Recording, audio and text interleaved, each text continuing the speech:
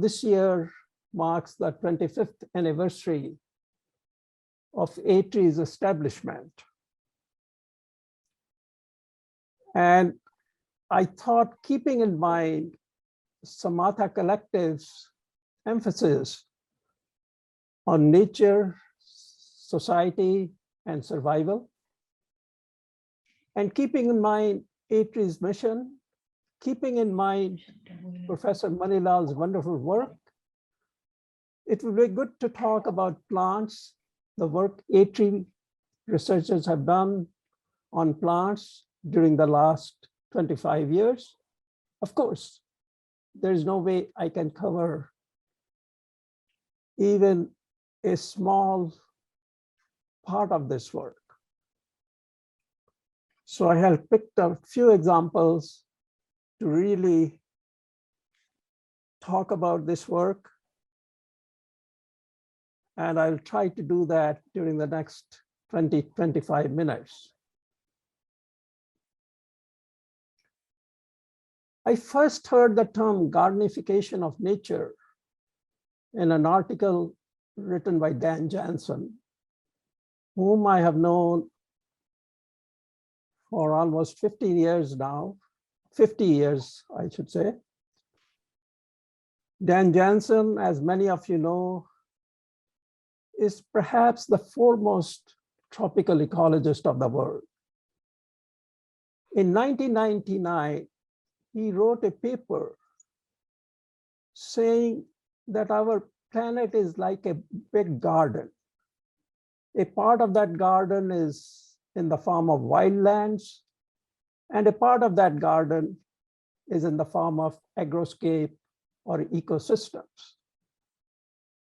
And both are interdependent. And humanity, in order to sustain itself, needs both parts of this, our vast garden.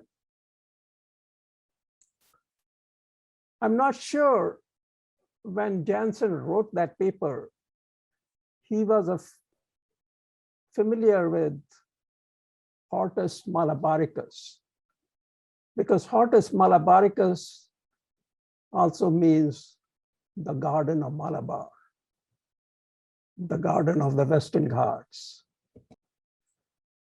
And I think I will skip all the details that have been presented by the Samatha Collective, but just emphasize 2 points. And that is the 12 volumes of Hortus Malabaricus describe 742 different plants. This was a work done before Linnaeus' time, so the Latin descriptions are not given, although the work is in Latin. But the Hortus Malabaricus has beautiful illustrations. And there is a controversy as to who made those illustrations. Although in some documents, Carmelite Matthias is credited for these illustrations, it is not established as to exactly who made these beautiful drawings. It is believed that a group of people from Malabar were involved in that, but we don't know for sure. And it is not only a first description of plants of Malabar or the gardens of Malabar, the wild gardens of Malabar. It's also really the first comprehensive description of tropical nature. And of course, Professor Manilal's efforts to bring this work to people who are familiar with the English language is monumental. And again, I won't go over the details, except to say that Professor Manilal also established Indian Association of Plant Taxonomists, And if any science in India needs strengthening, it is the science of taxonomy and systematics. And therefore, I, among many, applaud Professor Manilal's efforts. And also, I think it is not well known that Professor Manilal took almost 35 years of painstaking research to produce this really outstanding work. As I mentioned, the initial description was in Latin. The species were not identified because they were before Linnaeus' time. And it took quite a bit of effort to find from the drawings what those species were, and of course, the other details. I will talk about 5 strands of ATREE's work. And I will begin with another part of the Garden of Malabar, the Biligiri Rangan Hills, where ATREE has been working for almost, I would say, 25 years or more than that. Before ATREE was established, Professor Ganesha, Dr. Umashankar, Sharad Rele, and Murli, and K.S. Murli, Dr. Sethi, we were working there. As many of you know, it's an incredible landscape, an incredible wild garden of the Malabars. It is inhabited by the Soliga tribes, the indigenous people of that region, whose lives and culture are intimately associated with the region. They extract Soliga's non-timber forest products from these wild gardens. And these non-timber forest products are really a part of the fabric of their lives. When ATREE started this work, very little was known about the ecology and the extraction of these non-timber forest products, how their extraction can be sustained, and how the well-being of the Soliga community and the tropical wild gardens they tend can be fostered. So ATREE undertook a number of studies. We examined the dependence of Soligas on the livelihood, Soliga's livelihoods on the non-timber forest products.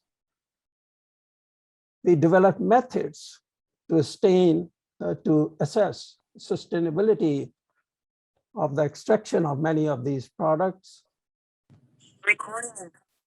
We developed demographic models of non-timber forest products, how their demography, population structure is affected by fire, by invasive species, and what effect the extraction has on regeneration. And of course, we worked with the Soligas to establish community-based enterprises based on non-timber forest products. This work has huge impacts. In many ways, this work influenced the discourse on conservation and management of our forests. To what extent the fortress conservation, the very centralized conservation, can really result in sustaining our conservation efforts, to what extent we need other models of conservation with people's participation, decentralized conservation, and indeed my colleagues, Sharad Lele, Nitin Rai, and others have written extensively on these issues. The work led to revision of policies concerning the management of NTFPs. More significantly, I think the work which we did in Biligiri Rangan Hills led to the enactment of Forest Rights Act, and Biligiri Rangan Hills, due to the efforts of Siddhappa Sethi, has been one of the few places where the Forest Rights Act have been implemented. Again, in Biligiri Rangan Hills, we worked extensively on invasive species, Ankala Hiramath, Bharat Sundram, and Nefatkar, and Ramesh Kannan initiated a very systematic monitoring of invasive species. We have 25 years or even more than that, long-term data, looked at the effect of invasive species on regeneration of forests, and initiated work on monitoring invasive species from space so that we can efficiently survey the habitats that are subject to invasive species. And this was again a groundbreaking work. And I think I want to emphasize to students that many of the things I am describing are the sort of first, not only for the Gardens of Malabar, not only for the forests of India, but globally. And there lies the value of ATREE's work during the last 25 years. And again, this work has a huge impact on the lives of Soligas. We developed lantana-based micro-enterprises. Ramesh Kannan, who sadly passed away a few years ago, was the lead person in these efforts. And currently, we are looking at restoration of habitats that are threatened by invasive species, and very active work going on policies regarding the management of invasive species. And these are again a sample of publications, and I will quickly move to the third strand of work. As I mentioned earlier, I'm going to describe 5 strands of work on plant diversity, on both in the Gardens of Malabar and in the Himalaya, and the relationship of what we are doing to human well-being. As I mentioned, integration of bioresources in the livelihoods, not only in Biligiri Rangan Hills, but also in many other places now. Efforts in urban biodiversity, plant checklists. The checklist of grasses of India came out a few months ago. The checklist of Orchidaceae of India will be out in a few months. These two groups represent 25% of India's flowering plants. And we have probably 4 other volumes in the checklist of India's plants coming out in a few months' time. And again, this work has had huge impacts. I have already covered the first bullet point, and quickly moving to urban biodiversity. One of our initiatives is among the top 10 efforts selected to represent India in the COP, Conference of Parties 14 Conservation Convention on Biological Diversity. And citizen engagement through species pages on India biodiversity plants. And I think, being aware of the time, I'm going to quickly skip through the genetic diversity part, that we are looking not only at the species level when we are working with plants, but we are also going at the genetic level, looking at genetic diversity. Tremendous work done by Ravikanth and his associates, identifying hotspots of genetic diversity, looking at the origin of plants. Where did they come from?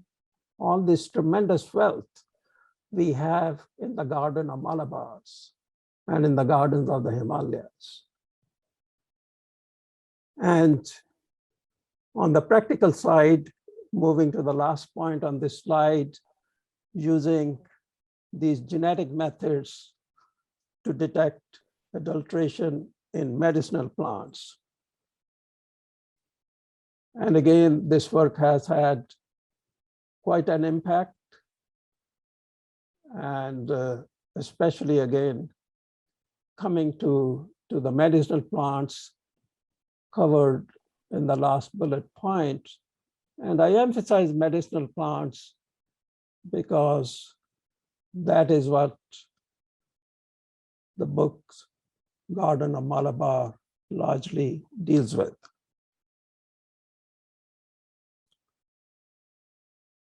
And finally, coming to work at the landscape level, at the community level. From species, we went below to the genic level, coming now above species at the ecosystem level. The work done by Jagdish Krishnaswamy, Arundhati Das, and of course, many others. We have looked at the magnitude and rates of land use change and developed models of deforestation. And since some of this work was done 20 years ago, we now have the opportunity to see how our models have worked. Can our models be validated by the deforestation that has occurred during the last 20 years? And we are in the process of doing that. We develop new methods to assess biodiversity from space. And this paper is interesting in the sense it was submitted to Science, but Science rejected it. But when the paper was published, Science did a news item on the paper. I don't know whether the editor who decided to do the news item knew whether that the paper was rejected, or whether he has fired that associate editor for rejecting the paper. Nevertheless, we were happy to see the coverage in Science. And I think a monumental work done with a number of partners in developing a conservation profile of our wonderful gardens, the wild gardens of the Western Ghats. And this work again has a huge impact, led to Western Ghats being designated as a UNESCO World Heritage Site, led to a CPF grants program of about $7 million. The grants program in which a number of institutions and individuals participated, and led to the declaration of conservation reserves. because you can see the map here identifies the areas that need to be connected, connections that need to be made among protected areas. And some agencies have taken this work further and started to identify areas that could play a critical role in connecting our wild gardens that are isolated and fragmented. And currently, Jagdish Krishnaswamy tells me that the work is going on. Actually, an atlas of semi-arid grasslands has already been completed, and the work is going on the greening and browning of forests due to climate change. And this atlas, again, will be a pan-India atlas.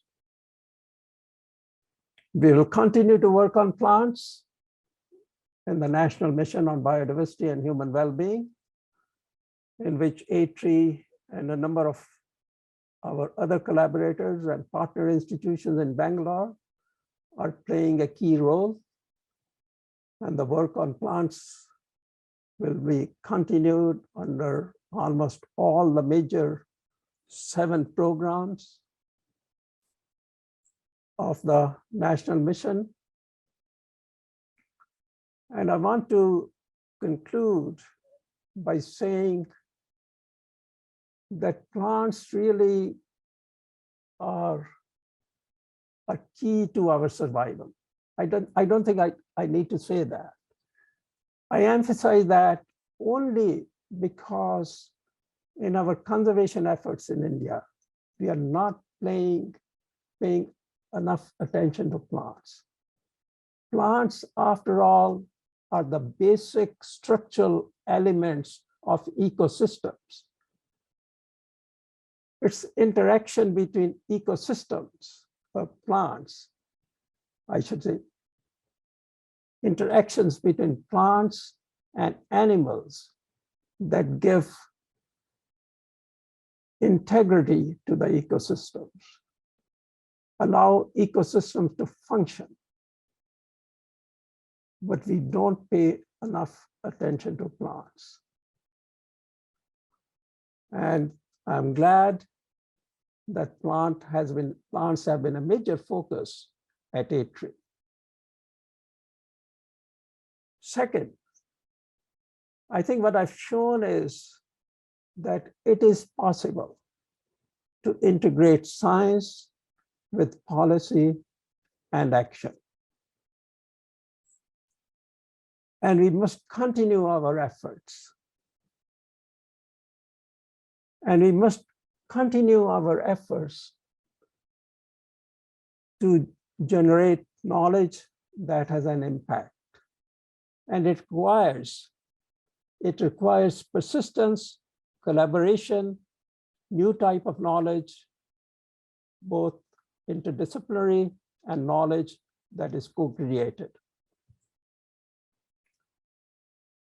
And ATREE would continue working on issues that are really very important to Samatha Collective and to Professor Manilal through Mission on Biodiversity and its other initiatives. And justice, equity, values that are dear to Samatha Collective will be very, very important considerations for us as we move forward. And I leave you with these images. Again, the books we have published on the Gardens of Malabar, and of course, a teaser, a forthcoming book from Subhadra Devi and others that will be published during the next few weeks. And with that, I thank you all for listening to me. And thank you to Samatha Collective again for these wonderful awards. I am touched and I'm deeply moved. Thanks.